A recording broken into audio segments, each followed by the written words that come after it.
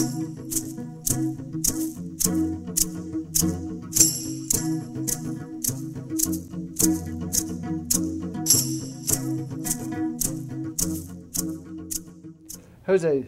Zayas is head of programs at the Department of Energy, the U.S. Department of Energy, for wind and marine power. Welcome to the broadcast, Thank you. Jose. And tell me about your operation. What do you do for the wave and tidal industry specifically? Good question. Our program really supports the marine environment, as you said, and we tend to talk about it in marine hydrokinetics, which is that portfolio, as you alluded to. It's really around wave and tidal technology. Our program really invests in technology solutions, trying to lower the cost of energy of these systems. And simultaneously, it's important to invest in the kinds of potential barriers or challenges that this industry may face. And those are ranging in environmental or other type of permitting types of issues as well. Give me some more barriers. Environmental, they can be various. They can be the impact on fish, the impact on beaches, Sure. the impact on passing traffic, but also the fish, marine mammals, Yep. that kind of thing. How does your research work there, and how do you give it to the companies? What is the conduit to get it It's a great question. to where it's needed? So our work is supported by industry, academia, or national laboratories, as you can imagine. When you talk specifically about these barriers, of course, we try to quantify them in either environmental impacts, or those are how do we potentially impact and mitigate challenges to marine life. Those could be anything from a strike of one of these devices could have. It could be challenges associated to acoustic emission from these devices, or EMF, electromagnetic interference as well. So we perform research activities in the vast number of these areas. And the primary focus of these is to not only understand, but disseminate the information and the solutions for the broader industry. So if it's a work done by our national laboratories, we disseminate that to the entire public sector for global awareness and acceptance of those types of solutions. Our program supports work with industry as well, and those particular activities, of course, they have an intrinsic IP portfolio that they want to manage, and we work closely with them to not only improve their technology, but find a way that we can take that information and pass it to the broader When scope. DOE, or its predecessors, going back to the Atomic Energy Commission, Energy Research and Development Administration, etc., when they started putting money into alternative energy, there was enthusiasm for hydrokinetic energy, and then that sort of died, and all the emphasis went to solar and wind. Sure. Why did it die, and why has it come back now? Well, it's hard to predict all the reasons why it died, of course. Depending on budget priorities and other types of elements, such as the resource potential, excuse me, that there may have per technology source, the agency has made decisions over time. And that really applies to all the programs. I think if you look at specifically the wind program as well, it had gone through his low periods as well. So I think all of our technology options have gone through these sort of cyclical budget support for them. So I think that if we reflect back in time, it probably it's a combination of things. The resource potential really wasn't quantified well, in addition to cost of energy and in comparison to other options. Where we sit today is that we now can quantify that resource potential, and we believe that it is a sizable opportunity.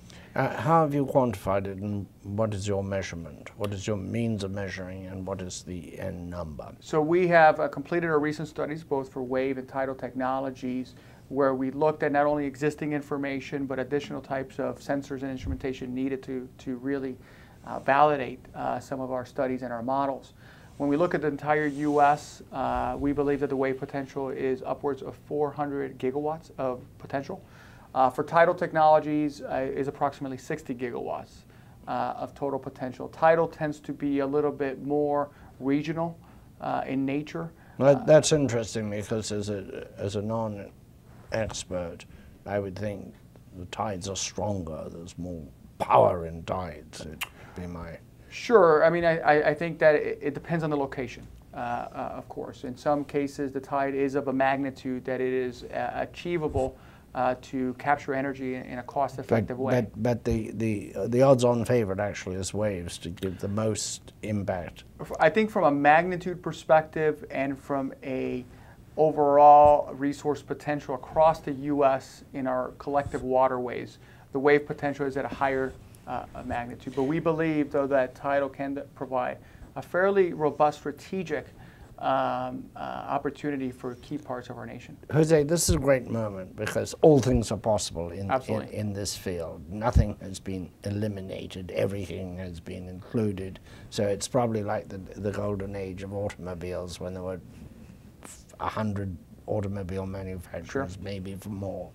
But that will be winnowed, presumably, absolutely, with time.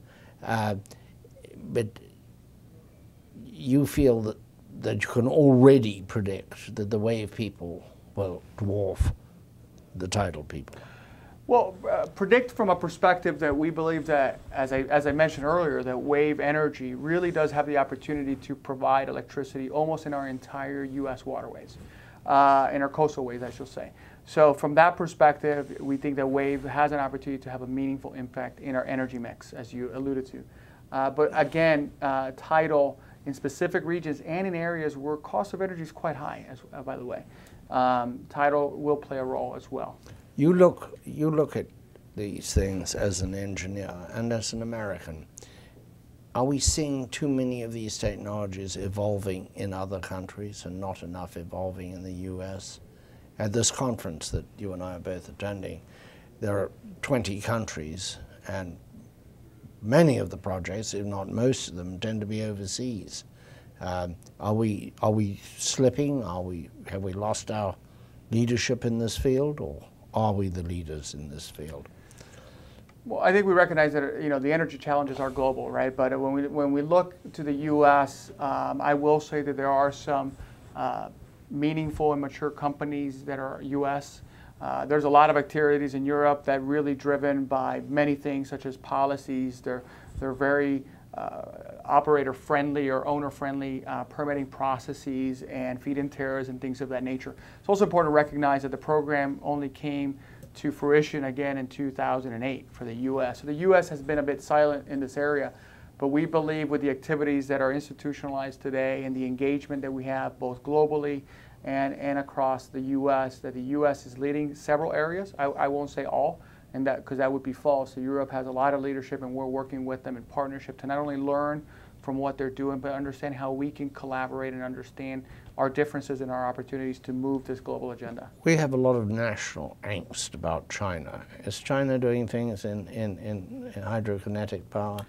I mean, China does a lot in a lot of different energy sources, you can imagine. In the hydrokinetic field per se, there hasn't been a lot of activity that we have seen from China.